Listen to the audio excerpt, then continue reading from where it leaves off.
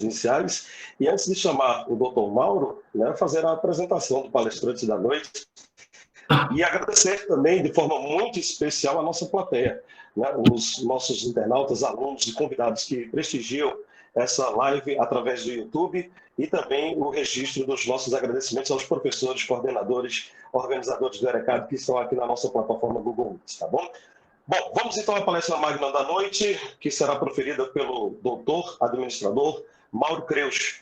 Ele é professor e pesquisador em administração e negócios e atual presidente do Conselho Federal de Administração e também coordenador do Fórum dos Conselhos Profissionais das Profissões Regulamentadas, o chamado Conselhão. Graduado e pós-graduado em administração, tem doutorado em ciências empresariais e tem uma longa trajetória na área acadêmica.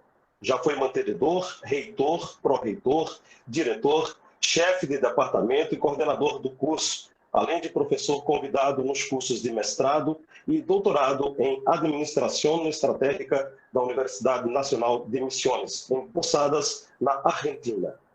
Presidente da Talentus Consultoria, Assessoria e Capacitação. Acadêmico imortal da Academia Brasileira de Ciências da Administração, palestrante nacional e internacional com mais de 1.140 palestras. Antes de tornar-se presidente do CFA, foi diretor da Câmara de Formação Profissional, coordenador da Comissão Permanente de Planejamento Estratégico do CFA, vice-presidente do Conselho Regional de Administração de São Paulo, entre outros cargos e funções. Dr. Mauro também foi presidente da Associação Nacional dos Cursos de Graduação em Administração, de 2003 a 2016 e de 2010 a 2013.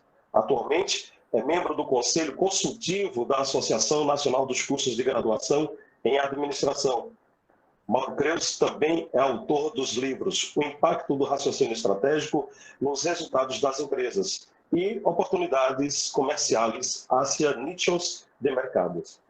A palestra magna, portanto, será proferida pelo doutor, administrador Mauro Creus e abordará o tema, o profissional de administração e as novas conexões. Doutor Mauro, muito boa noite, seja bem-vindo, uma honra tê-lo aqui conosco em mais um ERECAD. Muito boa noite, Luciano. É uma satisfação enorme, um privilégio, um orgulho estar aqui novamente. Esse é o meu quarto ERECAD, o primeiro virtual, mas já é o quarto, né? Primeiro, segundo, e teve um lá na faculdade do presidente Mauri, foi extraordinário, com mais de 1.000 pessoas, foi estupendo. Então, lhe saúdo ao administrador Gustavo, em nome, obviamente, dele, eu saúdo aos demais colegas do Conselho Regional de Administração, mas eu quero aqui externalizar um especial abraço e reconhecimento ao presidente Mauri, presidente do Conselho Regional de Administração de Pernambuco e também presidente do sindicato. Também saudar o administrador Mocoque, o administrador Joel, né?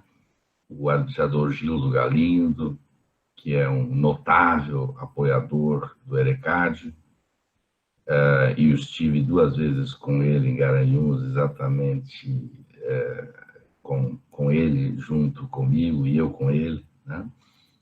E, por fim, eu quero deixar aqui um registro muito especial desse querido amigo, ilustre colega, irmão, José Carlos, que é o conselheiro federal pelo estado de Pernambuco, junto ao Conselho Federal de Administração.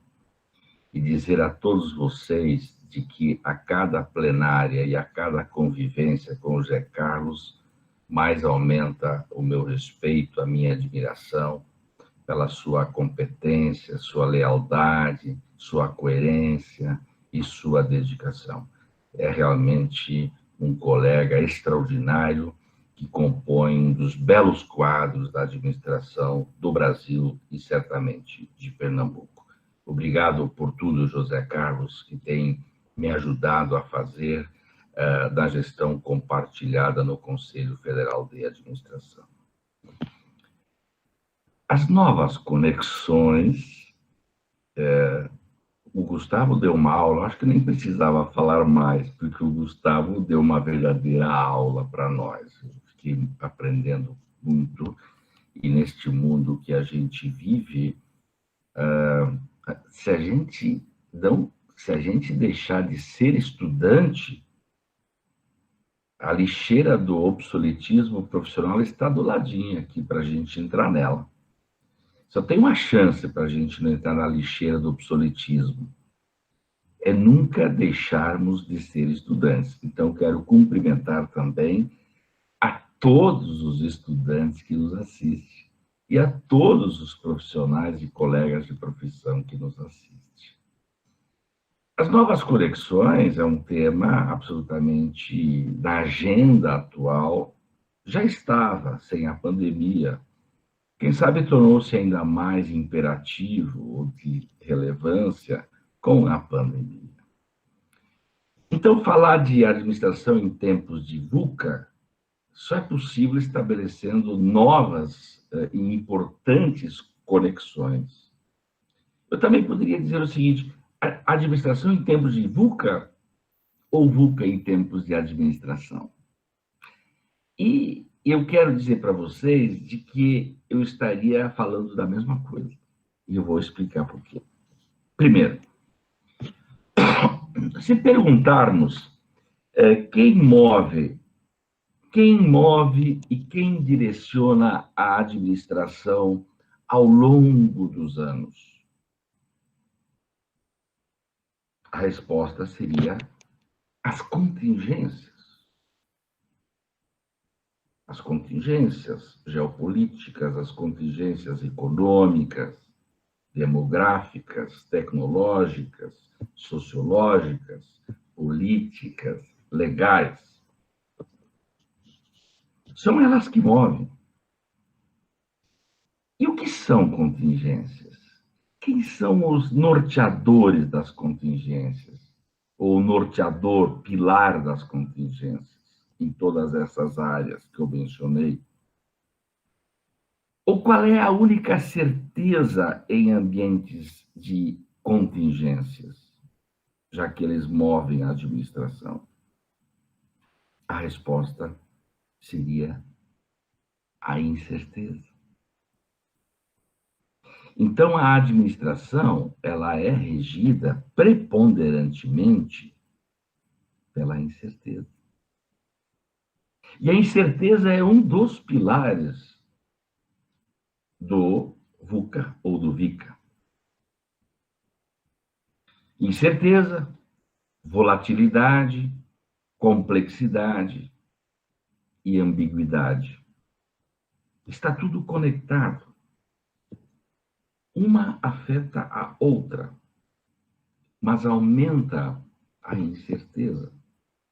A incerteza decorre de ambientes ambíguos, de ambientes complexos e de ambientes voláteis. Mesmo que a incerteza seja um dos pilares do VUCA, ela perpassa o restante da contingência, que, por sua vez, rege a administração. Portanto, falar de VUCA ou de VICA é falar da administração. Nada mais do que isso. Estamos, portanto, falando de administração.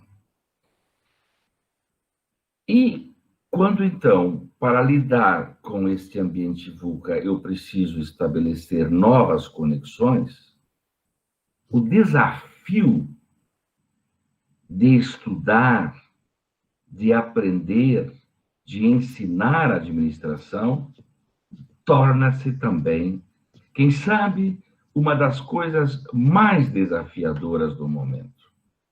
Ensinar a administração não é fácil. Aprender administração não é fácil. Se é, desconfie, porque não deve ser bom. Impossível. Impossível. Mas exercer a administração também é tão ou quanto ou mais difícil como ensinar e aprender.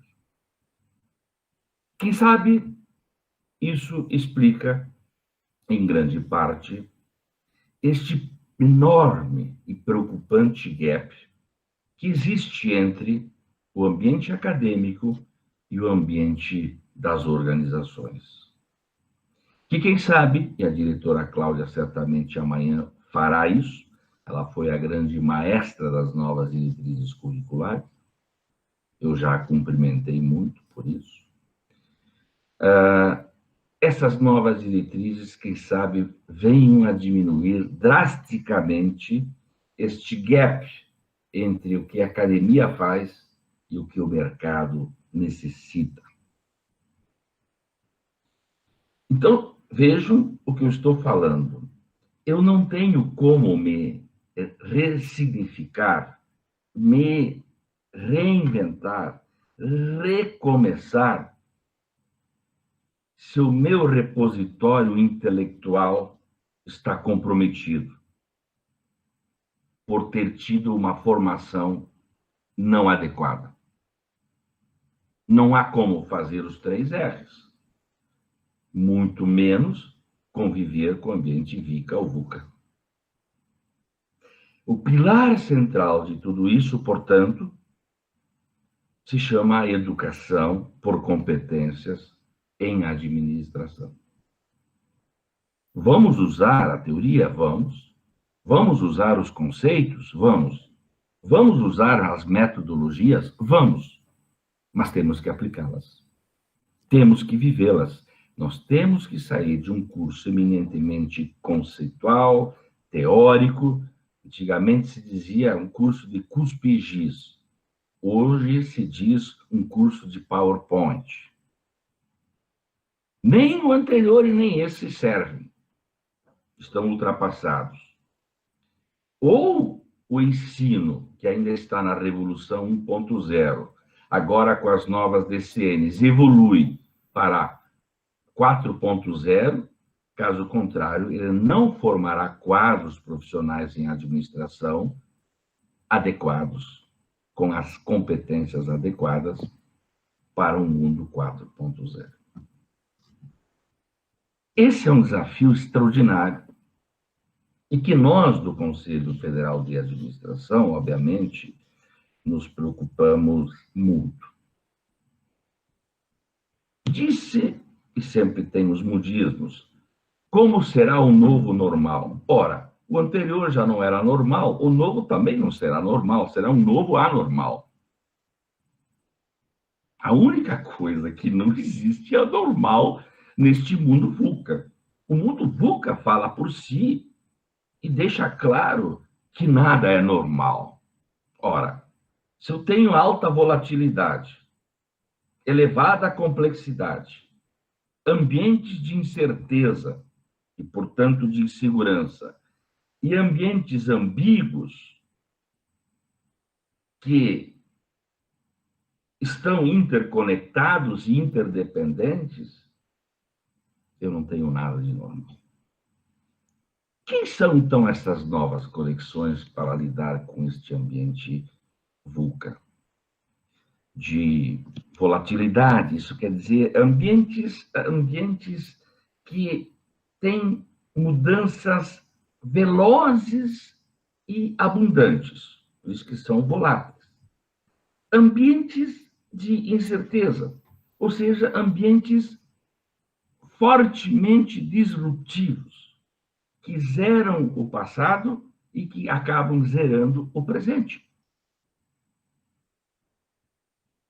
Que conexões, então, tem que estabelecer em mundos de intensa mudança, de forte disrupção e de forte complexidade, onde eu tenho conectividade e interdependência das variáveis o tempo todo, e sobre as quais eu não tenho controle. Os ambientes são cada vez mais complexos na medida em que eu tenho mais variáveis sobre as quais eu não tenho controle. E, portanto, os ambientes são complexos. E dele decorre, então, a incerteza. exatamente é o que move a contingência, o que nutre, o que alimenta a contingência, que direciona a administração enquanto ciência e enquanto prática. Somos uma ciência social e aplicada. Portanto, tudo que ensinamos na administração tem que ser aplicado. Porque se não for aplicado, não gera significado, não gera sentido para quem aprende, porque ele sequer sabe o que fazer com isso. E aí ele diz que é pura teoria.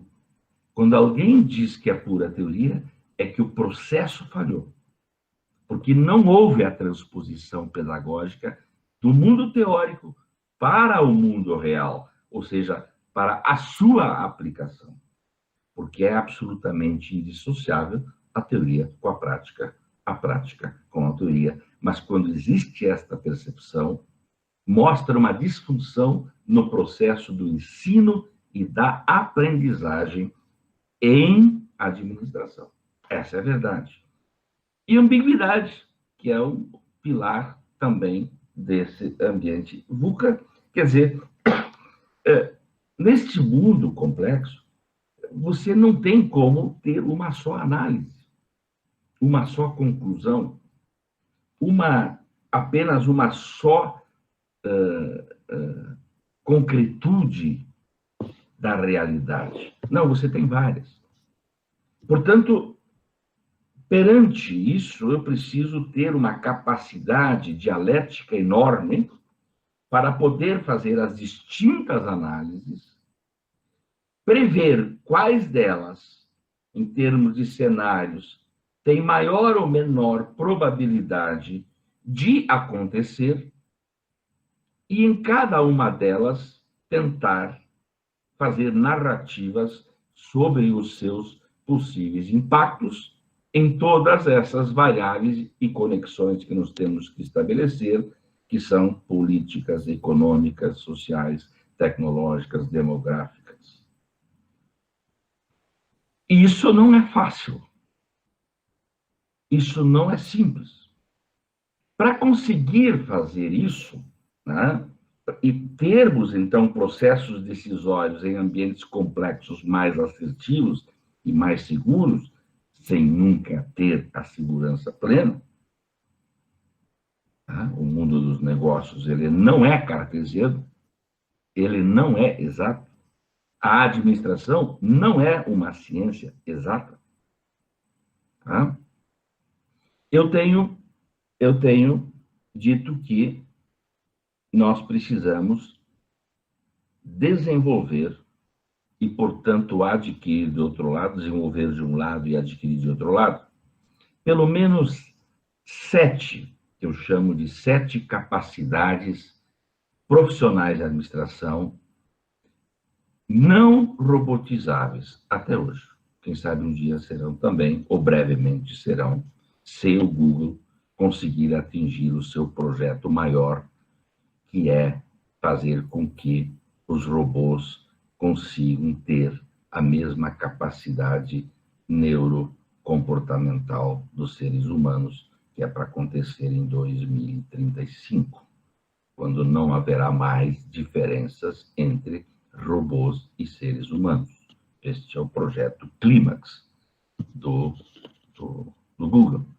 Se lerem o livro O Mundo que Não Pensa, o Fim do Homo Sapiens, vocês irão poder nitidamente perceber tudo isso, o que estou lhes dizendo. Mas essas 7 capacidades profissionais de administração são fundamentais para conviver com este mundo VUCA, com esses 3 R's, essencial, requisitório, para podermos estabelecer estas novas e importantes conexões, que, por sua vez, são requisitórias também para conviver no mundo VUCA e nos 3 R's. Ou então não tem nenhum R. 0 chance. Quais são elas? E não é por ordem, Quais são elas, no seu conjunto, que nós temos que desenvolver? A capacidade de análise. Veja, no mundo complexo, incerto, volátil, ambíguo, se eu não tiver capacidade de análise, não tenho chance nenhuma. Análise geopolítica, geoeconômica, de geopoder, trazer essas questões de natureza geo para o ambiente doméstico, depois para os ambientes corporativos, em cada segmento, em cada atividade. Esse é o desafio. Capacidade de abstração. No mundo raso, intelectualmente falando, cada vez mais raso, porque a tecnologia tem tornado as pessoas cada vez mais bestas, mais rasas, mais idiotas, que não pensam mais, não têm mais capacidade de análise, de síntese, de abstração, que está tudo na palma da mão, nem sabem por quê, nem de onde vem, nem por que veio, nem quando veio. São pessoas, portanto, frágeis intelectualmente falando. E não poderão, obviamente, se posicionar neste ambiente VUCA e 3R. Zero chance. Nenhuma chance. Análise e abstração. Síntese. É claro, com esse conjunto de informações, das quais a grande maioria não serve para nada, eu tenho que ter a capacidade seletiva e, portanto, para ter a capacidade seletiva, eu preciso ter a capacidade de síntese. Análise, abstração, síntese. Inovação. Eu não vou me reinventar, recomeçar, ressignificar se não tiver uma capacidade de inovação. Se eu não tiver a capacidade de criatividade, que dialoga bastante com inovação.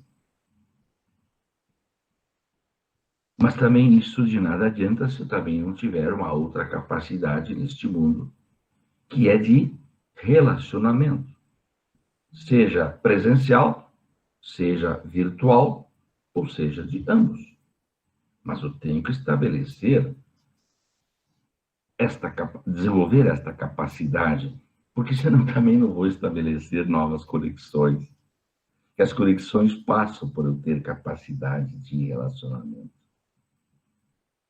E, por fim, não menos importante, é a capacidade do rigor cognitivo. Para lidar com ambientes de incerteza, ambientes de elevada complexidade e de enorme volatilidade e de ambiguidade, eu tenho que ter uma enorme capacidade de rigor cognitivo. Isso quer dizer conseguir, num determinado momento, perante uma determinada situação, de forma combinada, harmônica e rápida, conseguir conectar várias variáveis, vários fragmentos, várias sabedorias, conseguir estabelecer a devida análise, abstração, para dar a isso um encaminhamento decisório seguro, sólido, que gere valor ao processo de tomada de decisões. Se nós conseguirmos adquirir estas 7 capacidades, ainda não robotizadas, se os cursos de administração conseguirem desenvolver estas 7 capacidades, nós teremos profissionais em administração que eu denomino de profissionais com autonomia intelectual. E aí eu preciso fazer outra importante parada e reflexão. Neste ambiente VUCA, ou VICA, 3R, tão complexo, tão volátil, tão incerto e tão ambíguo, onde eu preciso me reinventar, me ressignificar e recomeçar o tempo todo, Se eu não tiver autonomia intelectual, eu estou perante uma condição inercial em fazê-lo. Não vou conseguir fazer. Ou nós somos seres humanos intelectualmente autônomos e nos governamos perante o ambiente VUCA, os seus 4 pilares, ou então nós não temos uma inserção adequada e competitiva no mercado de trabalho. Qual é a diferença fundamental entre profissionais heterônomos intelectualmente e autônomos intelectualmente? Os profissionais heterônomos intelectualmente, eles são frágeis. Perante qualquer volatilidade ambiental, eles não conseguem mais se comandar. Eles precisam de alguém para ajudá-los. Eles não se governam intelectualmente. O profissional autônomo intelectualmente, e que reúne estas 7 capacidades, ele se governa intelectualmente, não importa o grau do ambiente VUCA que ele tiver pela frente. A pergunta é: estamos formando profissionais autônomos intelectualmente ou não? E aí, agora, eu quero resgatar, lembrando, todavia, que a administração ela vem muito antes do conceito VUCA. VUCA vem dos anos 90, né? A administração não. Mas ela decorre. Quer dizer, o ambiente VUCA é decorrente da administração, o que a história confirma mais uma vez. Falar de ambiente VUCA é falar de administração, portanto. Mas eu quero lembrar algo que sempre eu recordo quando falo sobre isso, e que me marcou muito no Fórum Internacional de Administração no Rio de Janeiro, com o Dr. Domenico De Masi, que escreveu aquela obra, O Ócio Criativo. Ele fez um estudo mundial, todos os continentes, e eu peguei e fatiei esse estudo em 16 módulos. Em 16 módulos. Eu vou apenas falar de 2 que são muito pertinentes a este nosso momento riquíssimo e maravilhoso, pelo qual eu novamente agradeço a oportunidade. Primeiro, ele, em 2010, estamos em 2020, ele perguntava: será que essa tecnologia abundante que está vindo aí vai caber no bolso das pessoas? Bom, nós já temos a resposta há muitos anos. Sim, coube perfeitamente. Coube da faxineira, do zelador, do pedreiro, até o CEO. Tranquilo, todo mundo tem a mesma tecnologia, o mesmo acesso. Então, ela coube no bolso. A segunda pergunta que ele fazia é o seguinte: e ela vai trazer mais paz social ou conflito social? O ambiente socialmente vai ser mais harmônico ou mais belicoso? A resposta hoje a gente tem: o ambiente ficou mais belicoso, menos harmônico. As pessoas brigam sem nunca terem se visto, se xingam, se bloqueiam, e nunca ouviram a voz um do outro, nunca apertaram a mão, nunca se deram um abraço. E a terceira pergunta, que a qual a gente já tem resposta também: toda essa tecnologia, ela vai trazer mais felicidade social ou tristeza social? A gente já tem a resposta: mais tristeza social. Mais tristeza social. A depressão é a doença que mais cresceu no mundo e no Brasil. Nem por isso as pessoas ficaram mais felizes. Deveriam ter todos os motivos, nunca tivemos tanta facilidade a tudo, a todos. E por que isso é importante, esta conexão que eu estou fazendo com a tecnologia? Eu não estou refutando ela, não. Estou dizendo que temos que saber lidar com ela.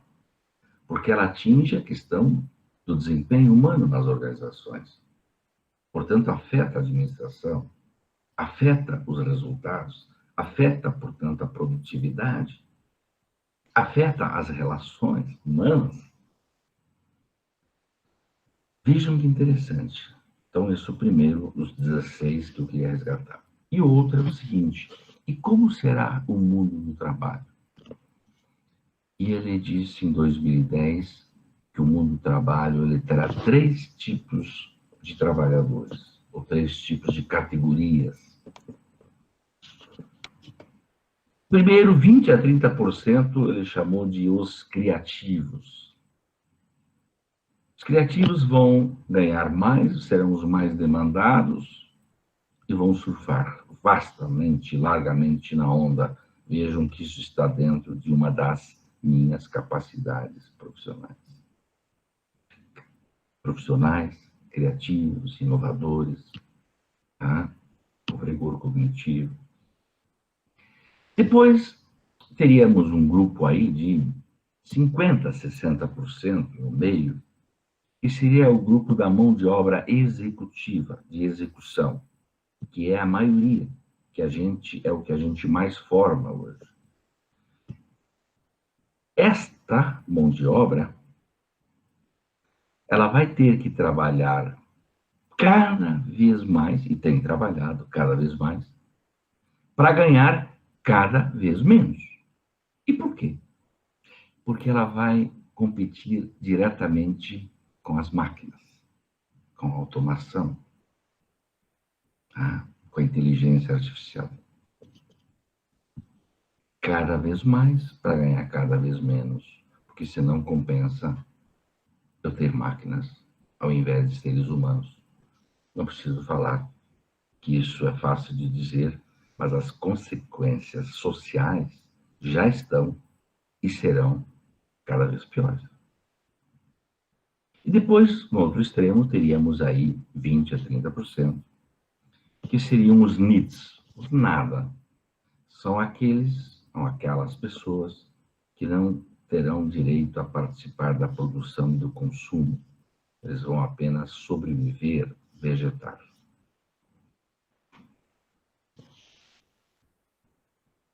Poderíamos, então, fazer 2 perguntas. Primeira, estamos formando quadros profissionais de administração para o primeiro grupo, para o segundo grupo ou para o terceiro grupo? E a segunda pergunta é: e eu quero estar no primeiro grupo, no segundo grupo ou no terceiro grupo? E o que eu tenho que fazer para estar num e não estar nos outros? Este é o nosso mega desafio profissional, que está posto há um bom tempo já na mesa.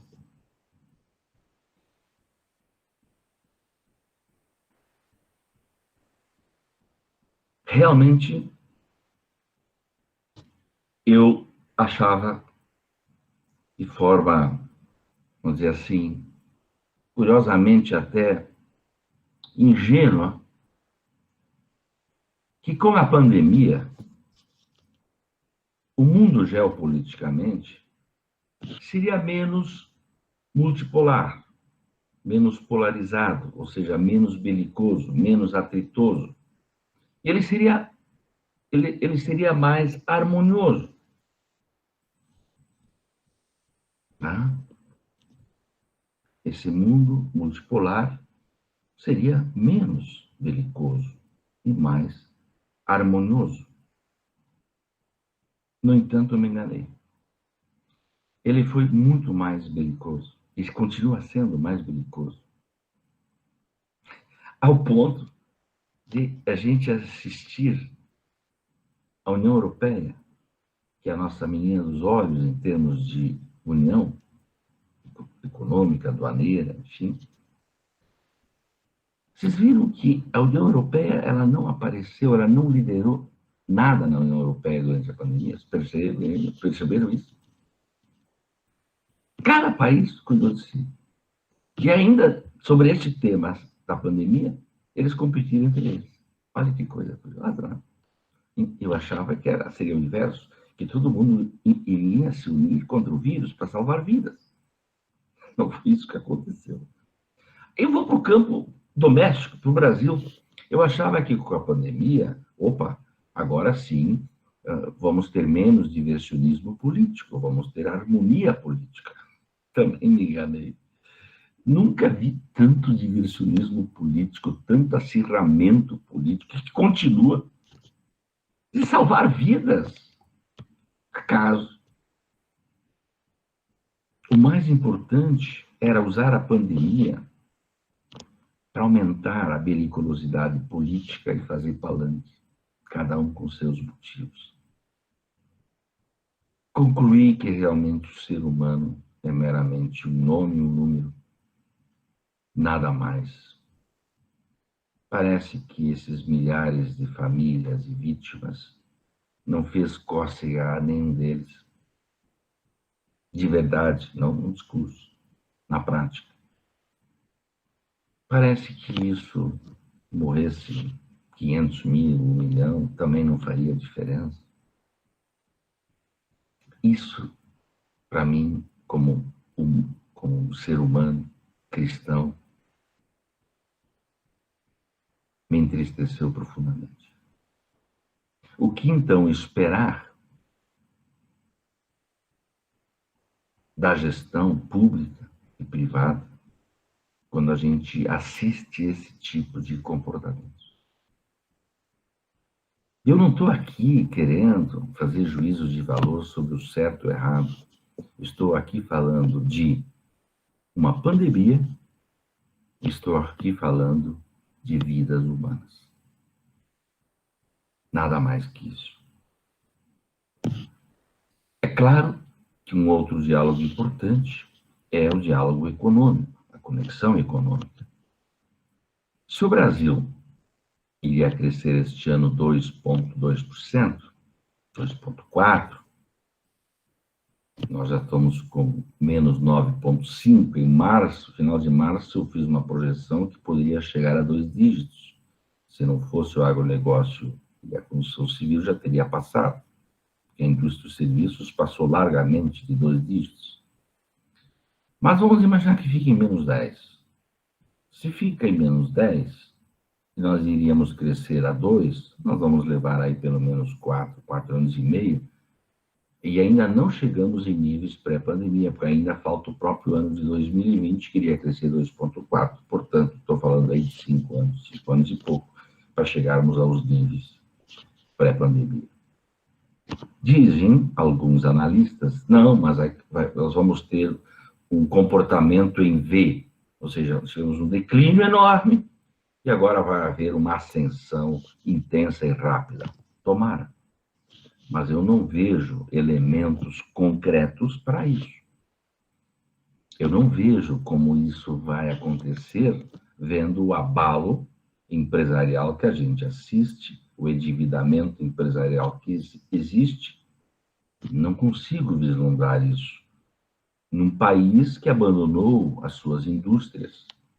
Hoje a nossa economia está financiarizada. Nós também, quando falamos de VUCA e novas conexões, né, nós precisamos entender. Nós já tínhamos 35%, 37% do PIB na indústria. Hoje nós temos aí 12%, 13% na indústria. A economia brasileira está financiarizada. E a financiarização, ela não gera emprego. Ela é especulativa. Ela não gera tributos. Ela não gera renda. Ela não socializa. É esse o modelo que nós queremos? Queremos arcar com as consequências desse modelo econômico? Porque esta é uma conexão importante. Nós temos que lembrar que nos áureos tempos da década de 80, o nosso PIB era 3 vezes o da China. E hoje? Olha o que aconteceu. Eu tenho dito, sem medo de errar, se continuarmos agindo como temos agido, em breve, o Paraguai irá superar o Brasil em termos de PIB. Será uma realidade, como foi a China. E a conexão social? Ela dialoga com a econômica, a política com a econômica com a social. Os modelos econômicos do Brasil, eles têm mostrado o seguinte: nós somos uma fábrica de miseráveis e pobres no Brasil. Esta é uma conexão importante que nós temos que entender no ambiente VUCA da administração.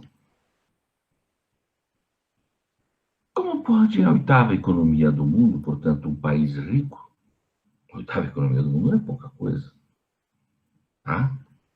Ser a 82ª, e os indicativos estão aí sinalizando que poderemos chegar à 90ª em IDH, em desenvolvimento humano, portanto, um país rico e um povo miserável. Estaria, então, a política econômica sendo conduzida de forma responsável do ponto de vista social? Do ponto de vista de uma nação séria? Porque não existe nação sem povo. O povo é o epicentro de qualquer nação séria. Como podem ver desses países que a gente usa como benchmark, nos Estados Unidos, o Canadá, a Alemanha, a França, a Inglaterra, a Noruega, a Dinamarca, a Suécia, a Finlândia, a Coreia do Sul. Olhe como o povo é tratado e como aqui ele é tratado. Tem alguma coisa equivocada nisso. Não adianta tratar as consequências. Não há segurança pública e privada que lida com a miséria. Esqueça, é bobagem. Podem fazer quantos presídios quiserem. É uma pena, são inteligências, infelizmente, que se perderam e custam muito para a sociedade que já é pobre. As políticas estão, portanto, todas equivocadas. Nós tínhamos 32, 35 milhões de pobres que viviam com menos de $4 por dia antes da pandemia. Nós vamos chegar a mais de 90 milhões no final do ano, especialmente agora com a retirada da ajuda. Se era 600 dividido por 30, dá quanto? R$20. R$20 por 5,4, 5,3 o dólar, vamos dizer 5, são $4. Viver com menos de $4 por dia. Mas agora virou 300. Então, é menos de $2 por dia. Que mais de 90 milhões de brasileiros terão que viver. A pergunta é, irão viver? E se não viverem, o que farão? Qual será a reação deles? Quais são as implicações sociais disso? Da segurança, da produtividade? Uma vez que o emprego não vai ter uma ascensão tão abrupta e tão rápida. E aí? Isso torna o ambiente, obviamente, mais complexo. E ele está na nossa frente, para uma população de 211 milhões, você ter 90 milhões, quase a metade. E um diálogo importante é com a educação. 2 ministros que foram uma verdadeira tragédia. Chega um que eu imaginava que, pela sua origem presbiteriana, do Mackenzie, que é uma instituição de extraordinária imagem, de qualidade, e agora sim, agora vamos decolar. Mas aí eu escuto o nosso excelentíssimo ministro dizendo, abre aspas, só é professor quem não deu certo em outra coisa, aí ele vira professor, fecha aspas.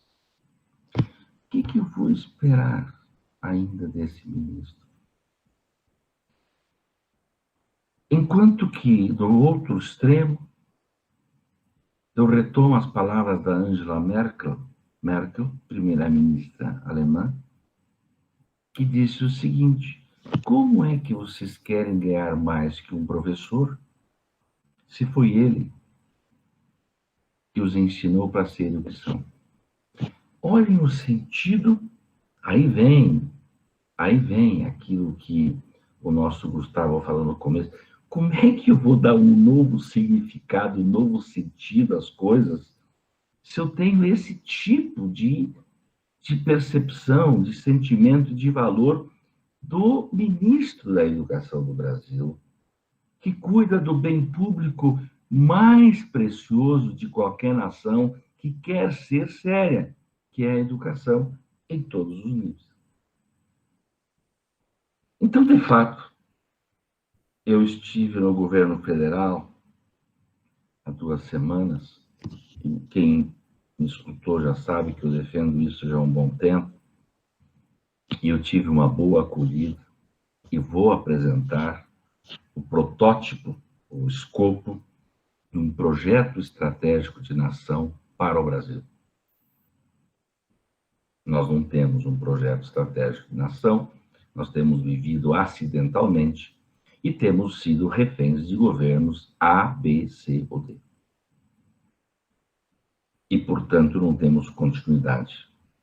Nós não temos um projeto estratégico de nação que obrigue a qualquer governante a segui-lo, como é em todos os demais países.